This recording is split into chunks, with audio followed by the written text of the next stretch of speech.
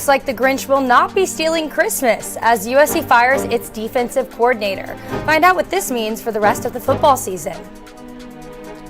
Former President Donald Trump testified today in a New York civil fraud case. Hear what the Attorney General had to say about the trial. And new affordable housing units have opened in East Hollywood with the help of Mayor Karen Bass.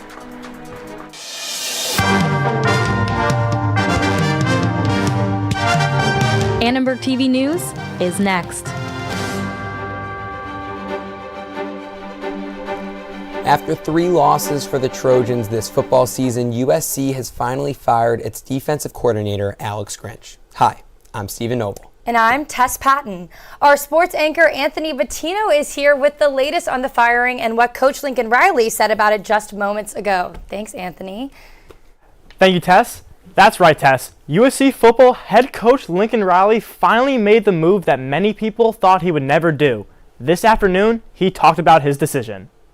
I know things defensively through the end of last year and throughout the season, especially kind of from mid-season on, have not been what either one of us wanted. And that's obviously why we're here today, so I think that says enough. Since Riley came to USC, he's been able to turn the team around. But the one issue has been the defense. It was consistently considered one of the worst in the nation. ESPN staff writer Paolo Uggetti gave his thoughts on what led to the final decision. So I think the timing was not great because it's late, but I think it's also setting up next season now that this season is basically a wash. It got to a point where it was unmanageable from a public relations standpoint, from a team standpoint. Whoever they get to replace Grinch will be huge part of what they do going forward from on the defense and really the next few years under Riley. Lots of fans took to social media to express their joy over his firing. One saying, "The Grinch is gone, Merry Christmas." Some, however, expressed some sympathy for the now former coach. I think that the firing of Alex Grinch was very delayed. By firing Alex Grinch, I do feel that our defense will hopefully do better and under better guidance, and hopefully we'll win. At least he's yelling. Football coaches get paid too much for him to be having that bad of a performance. Our defense is just so bad because of Grinch. Less than 24 hours after the defense costed the Trojans a big win on Saturday, Riley made the decision to fire Grinch. So, Anthony, were you surprised at the timing of the firing coming at this point in the season? I was not surprised by him being fired, but I was surprised by the timing. I think it is late, but I guess better late than never. It's going to be an interesting last 2 games not having a real defensive coordinator, but the way the defense has been playing, and honestly, might not look that different. And with only a few games left in the season, how is this decision by Lincoln Riley going to affect the Trojans? Look, it's going to affect them in a tremendous way. The morale has to be an all-time low. After losing that game to Washington, and now the defensive coordinator is gone, some guys had their differences with Grinch, but some of them did like him, and for those guys that did like him, they have to be devastated. And even if they didn't like him, it's a huge shift for the culture. Yeah. But if you want to hear more about Grinch being fired, stay tuned for sports, where Daniel and I will break down the firing and USC's future. Thank you, Anthony. Always covering everything in the sports world for us. Actors were back on the picket lines today, hoping the 116-day strike will end soon. The studios have made their, quote, last, best, and final offer. In addition to the weekly Monday through Thursday picket lines, many actors have organized special pickets with specific themes. Other actors have posted on X to scoff at the studio's language about their, quote, last, best, and final offer, saying they'll be the judges of that. It's always last, best, and final offer. I think this is our 3rd last, best, and final offer. I'm sure we probably will be back to work in the new year, so to go into the holidays with some hope of work would be great. It's negotiation. I don't fear negotiation, so I'm like, bring it, great, all right. I'm from Australia, and we're hearing about what's happening over here. It's insane. You should be paid for your work, and you shouldn't have anyone duplicate your creativity, your craft, your art. The offer by the Alliance of Motion Picture and Television Producers, or AMPTP, is said to include a better structure for streaming residuals, protections against AI, and wage increases. The Actors Union is still reviewing the offer made by the studios. The studios did not set a deadline for the union to respond.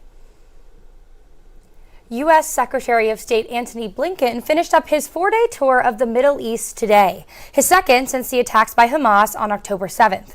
Blinken made little progress toward Washington's goal for, quote, humanitarian pauses in Gaza. Blinken met with President of the Palestinian Authority, Mahmoud Abbas, on Sunday. He also stopped in Turkey to speak with the Turkish foreign minister. Turkish officials said Hakan Fidan urged Blinken to press for a full ceasefire, according to CNN. Every country I talk to is looking for us to play a leading role with our diplomacy to try to make progress on all of these different aspects of the crisis. We've engaged the Israelis on steps that they can take to minimize civilian casualties. We're working, as I said, very aggressively on getting more humanitarian assistance into Gaza, and we have very concrete ways of doing that. The U.S. military announced the arrival of a guided missile submarine in the Middle East via social media. This show of force suggests U.S. efforts to contain fighting in the region from expanding to a broader conflict. U.S. Central Command announced the arrival of the Ohio-class submarine in a tweet Sunday. The picture reveals the armed sub emerging in what appears to be the Suez Canal. We spoke to a professor on what the arrival means for foreign policy. There is great concern that what's going on in the Hamas-Israel war is going to spread, and having a strong American presence might deter Hezbollah in Lebanon, and more importantly, might deter Iran from any military adventurism that they might be considering. The Ohio-class subs can carry 154 Tomahawk cruise missiles, almost 4 times what the U.S. Navy's newest attack subs are armed with. The primary goal of these efforts is to halt a widening conflict. According to the latest numbers, there's been an alarming increase in both anti-Semitic and Islamophobic violence in the United States. Reuters reports that in October there was a 400% increase in anti-Semitic attacks and a 182% increase in anti-Islamic attacks. Stanford students are outraged after a hit and run involving an Arab Muslim student that police are calling a hate crime. The student in question said in a statement that he was walking to class when a white driver hit him with his car and shouted expletives about him and, quote, his people.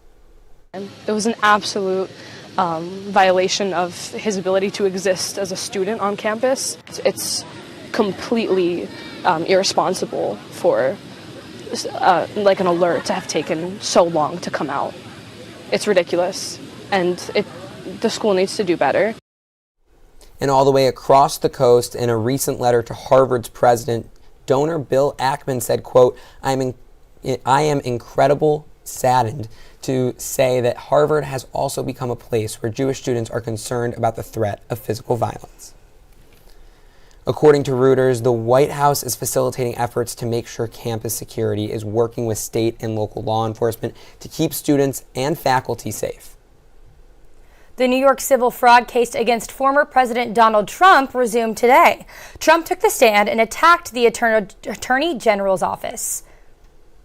Trump arrived at the Manhattan courthouse this morning, and he dismissed the Attorney General's office as his, quote, haters. New York Attorney General Letitia James responded, asking people to focus more on the facts of the case.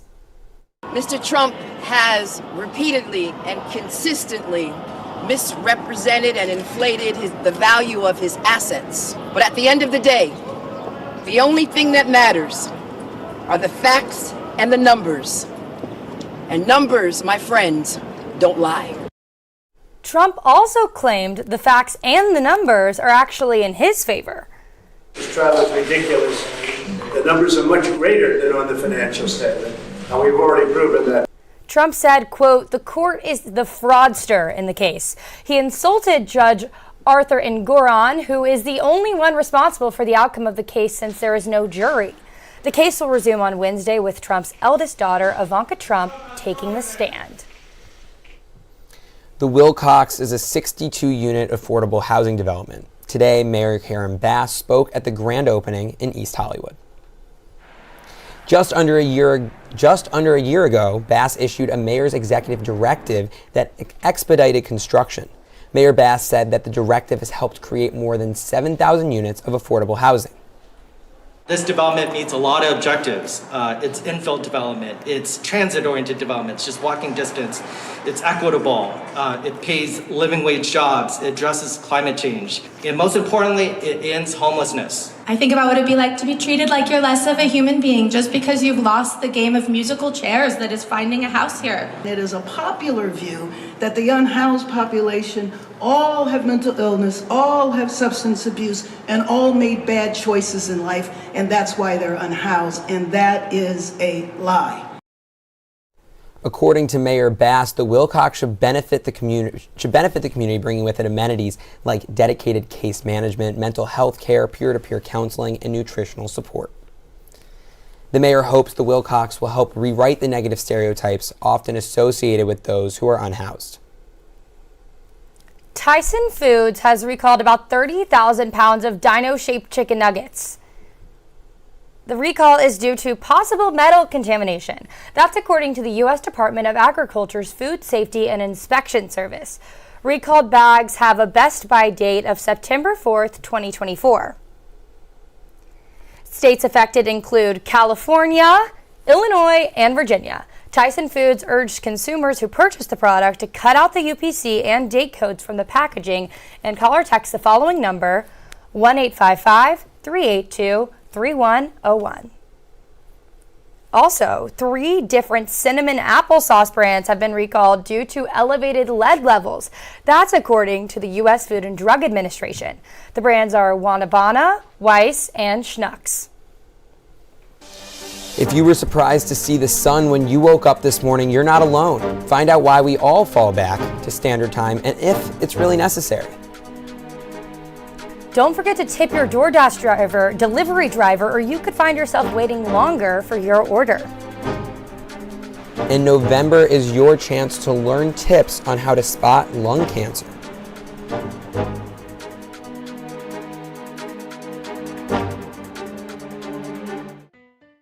Let me tell you how we amplify our Latine voices. Check out Dímelo. We have it all. Deportes. Entertainment.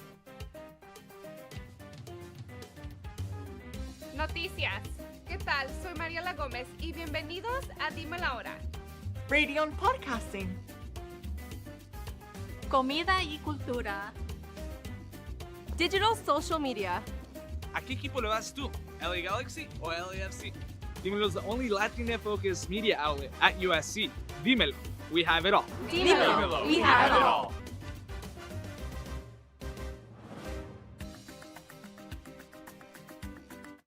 Mr. Owl, how many licks does it take to get to the Tootsie Roll center of a Tootsie Pop? Let's find out. 1, 2, 3. How many licks does it take to get to the center of a Tootsie Pop? The world may never know. There's a new pet. Chia. Chia Pet, the pottery that grows. It's fun and easy. Soak your chia, spread the seeds, keep it watered, and watch it grow. And now grow a whole collection of fun with Chia teddy bears, puppies, kittens, rams, bulls. There's even a chia tree to keep your pets company. Chia Pets and Trees, the pottery that grows. The Chia Pet and Chia Tree are available at Kmart, Rite Aid, Ames, and Woolworth. Makes a great gift. It's our first week back in standard time. For more on the change from daylight savings time, let's go live to Annenberg Media's Malcolm Caminero at Downey and McClintock. Malcolm, it's looking kind of dark out there. Can we get you a light or something? It's pretty spooky, I'm not going to lie to you, Tess, but I appreciate it. I'm on top of the Downey parking structure on USC's campus. I know you might think it's midnight right about now, but I promise you it is only 5:44 p.m. Over the weekend, we turned the clocks back 1 hour, got a little bit extra sleep, and I still managed to miss my morning class. Daylight savings time is the practice of moving clocks during warmer months so darkness falls at a later time. Over the weekend, the clocks fell back 1 hour, which means more sleep and less sunlight. But not every state recognizes daylight saving time. Arizona and Hawaii are the only two states that do not observe daylight saving time. The state in the desert doesn't need an extra hour of sun in the summer, and the only parts of Arizona that do have daylight saving time are within the Navajo Nation. Hawaii is so close to the equator that the amount of sunlight doesn't change much during the year. But for the states that participate in daylight saving time, there is an effect. Clear and concise, daylight savings time is bad. So it's like creating an artificial jet lag with misalignment between the natural environment, our internal body clocks, and the artificial clock that has been imposed. It's important to take care of your health throughout the year, and the Los Angeles weather can be a big part of that. Let's take a look at this current condition. It sits at 67 degrees on this beautiful cloudy night. Let's take a look at the 5-day forecast. Tuesday will be a little chilly with a high of 70 and a low of 52. There will also be a slight chance of rain in the early morning. Wednesday will trek back into the mid-70s with sunny skies. By Thursday, we're expecting the hottest day of the week, looking at 80 degrees in the highs with 50s in the lows. By Friday, it'll be pretty similar. And as we enter the weekend, you can expect sunny skies with highs in the 70s and lows in the 50s. For Annenberg Media, I'm Malcolm Kemenero. Back to y'all in the studio.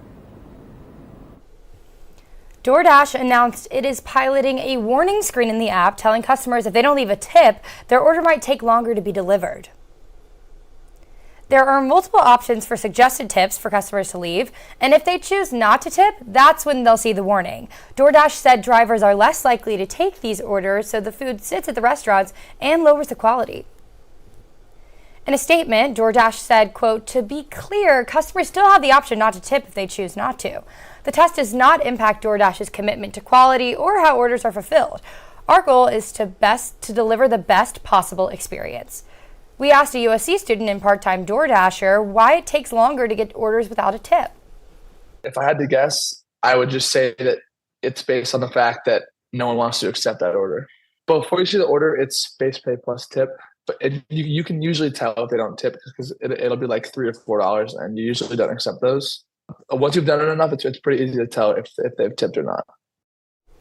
One of the reasons customers may be less inclined to tip is the other additional fees. Along with the price of the food and estimated tax, DoorDash adds a delivery fee completely separate from the tip.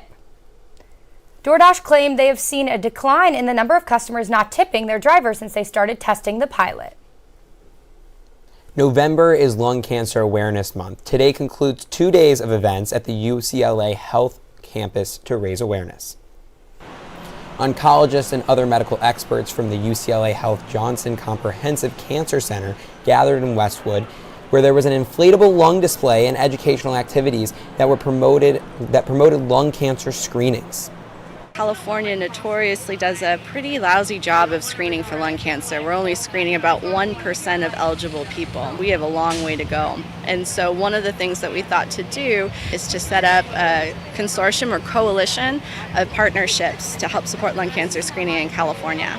We're looking forward to partnerships such as this with UC to really raise awareness and build hope for people. UCLA Health recommends individuals from the age of 50 to 80 get screened for lung cancer yearly if they currently smoke or have a history of heavy smoking. And coming up on ATVN Sports, Anthony and I have more to say about the firing of Alex Grinch and what it means for the rest of the season. And USC Hoops is back. We'll cover women's basketball's thrilling upset win to start the season and set the stage for what should be an exciting season on the men's side. And in this week's In Case You Missed It, we'll tell you how men's water polo fared against Stanford and highlight a big achievement for volleyball's Skylar Fields.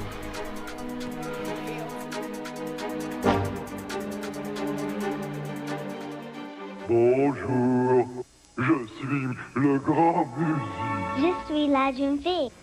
Yes, that's French they're speaking. And no, these children aren't French. They're American. And they've acquired their amazing new language skills from Muzzy, the remarkable new video language program for children developed by the British Broadcasting Corporation. With this unique BBC language course, children learn a second language with incredible ease. 4 delightful videos quickly become their favorite TV show and teaches children the same way they learned English. Learning another language becomes fun. You'll be amazed when your children begin speaking and understanding their new language from the very first day through this unique method. The entire course, 4 videos, 2 audio cassettes, the activity book, and the Parent's Guide and Answer book is available in French, Spanish, Italian, or German. To order, use your credit card and call this number. We'll ship and charge you $28.08 a month for 6 months. Your satisfaction is guaranteed. Call 1-800-424-0700. Okay, this stuff is really amazing. I mean, I put it in my mouth and I taste watermelon, but it's not just that. I taste strawberry too, but it's kind of like a watermelon-y strawberry put together. Hey, hang on. Sorry about that. And the bubbles are really awesome. I mean, that's why they call it Max, I guess, obviously. That sort of makes sense once you think about it. Oh, I'm Dan, and that's Chuck. Hubba Max. A whole new kind of bubble. Hey! Welcome back to ATVN Sports. I'm Daniel Palmore. And I'm Anthony Bettino. USC football is now unranked following a loss to number 5 Washington. This was the straw that broke the camel's back for defensive coordinator Alex Grinch, who was fired Sunday afternoon. This is the first firing under the Lincoln Riley era. Grinch has been with Riley since 2019, making the transition from Oklahoma to USC with him. Following the news, Riley held a press conference about the firing just a few hours ago, where he shared that the firing was not easy due to their long history of success together. Certainly not laying all the blame at Alex, because the reality is I have a role in that. The other defensive assistants have a role in that. Our players have a role in that. Our other staff members, like everybody has a role in it. And so if it goes well, that's great. And if it doesn't go up to the expectations, then changes are going to be made, adjustments are going to be made, and that's just part of the business. While the search for a new DC will start after the Trojans finish out their season, Riley has promoted defensive line coach Sean Nua and inside linebacker coach Brian Odom will serve as co-interim defensive coordinators. Daniel, the season is not even over, and now the team doesn't even have a defensive coordinator. What do they need to do moving forward? Well, Anthony, I don't think it's going to have that big of an impact in the short term because with 2 games remaining, USC plays Oregon. I think the chances were already slim that they were going to win that game. So you just have to hope that with the new DC that will be hired, the defensive side of the ball will be addressed as much as the offense is, so USC can be a more balanced team next year as they move to the Big Ten, where they will play much tougher opponents. Honestly, I would argue that these 2 interim coaches will need to address the defense even more than offense. And I think Riley's going to have to put a lot more emphasis on the defense at practice. The road to the end won't be easy, as there are only 2 games left in the season, but with an unstable defense, it won't be an easy road to the end, especially when the Trojans face number 6 Oregon at Autzen Stadium this Saturday. And college hoops are officially underway at USC as number 21 women's basketball traveled to Vegas and took down number 7 Ohio State in their Hall of Fame series matchup. The highly anticipated debut of freshman guard Juju Watkins did not disappoint as she scored 32 points, grabbed 6 rebounds, and dished out 5 assists. Junior center Rhea Marshall made her impact felt on both ends of the floor with 18 points, 17 rebounds, 6 steals, and 2 blocks. The Trojans had a strong showing for their first game, and even their coach agreed. We're saying the right things. We had to fix it on the court. Like, it got ugly for a minute, but it wasn't that we splintered apart at all, or we stayed really strong. And I do think, that veteran presence from the 3 of them is really, really important for us and part of our identity that we've seen over the 30 practices. Next up for the Trojans is their home opener against Florida Gulf Coast this Friday. Tip-off is set for 7 p.m. and the first 1,000 fans in attendance will receive a free t-shirt.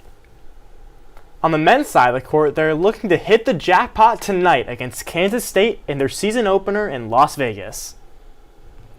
A new hope for USC is about to begin with basketball on the verge of their first game. Despite the Wildcats being unranked, the Trojans won't have an easy first game against them. It will be a big test to see if the recruiting class lives up to the hype. The Trojans have a quick turnaround after tonight. They'll return home for their first game in the Galen Center on Thursday against CSUB, followed by another home game against UC Irvine on Tuesday, November 14th, and Brown on November 19th. Isaiah Collier, the 2023 #1 recruit in the country, makes his long-awaited debut as a Trojan alongside returning captain Boogie Ellis tonight at 7 o'clock.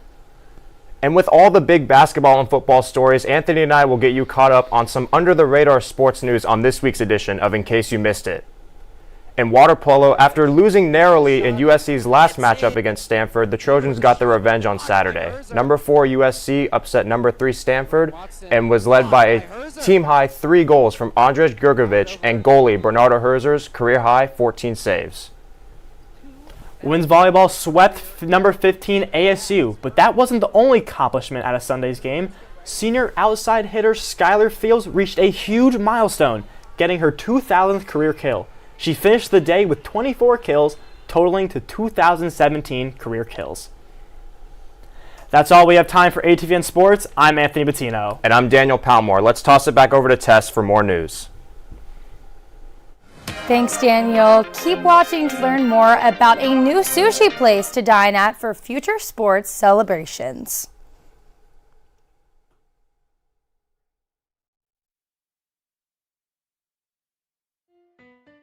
Let me tell you how we amplify our Latine voices. Check out Dímelo. We have it all. Deportes.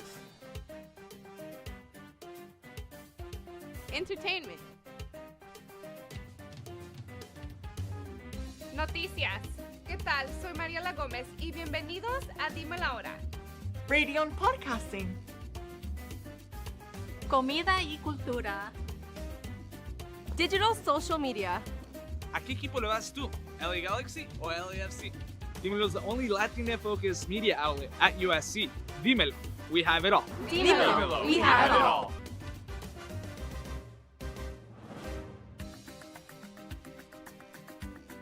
Want quality name brand carpet for less? Call Empire and you can get quality carpet at the lowest price guaranteed. And no payments for 1 year. 800-588-2300 Empire. Today. I've replaced your shoelaces with fruit by the foot. So you did. I replaced your fingers with fruit by the foot. Bravo. I've replaced your bones with fruit by the foot. Indeed you have. I replaced your guitar strings with fruit by the foot. Seems like a step backwards, but alright. I've replaced your DNA with fruit by the foot. That would be end game, my friend. Fruit by the foot. Fruit flavors. Okay, Stephen, I heard that you had quite the lunch break today. I did. Let's take a look. Okay.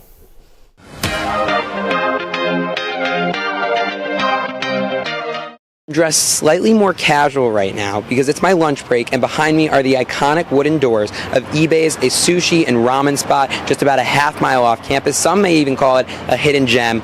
Let's go get some sushi. Let's go get some ramen. Let's go check it out. This is Monday Munchies. Walked inside and I was greeted right away with an incredible Japanese-inspired atmosphere.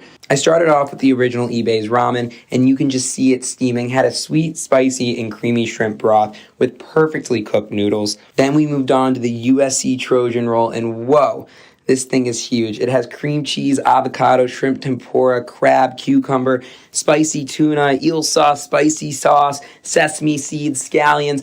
I mean, what a mouthful. I had to eat one piece in 3 bites, but it was delicious, packed with flavor and texture. Unbelievable. And finally, I got the spicy tuna rice bowl, which is perfect for anyone that loves spicy tuna. Really simple, really classic. And while oftentimes sushi and ramen can be expensive, eBay's caters to the college market. For USC students, well, we do have the best prices around. Like I said, good quality food, and we have a lot of options. So.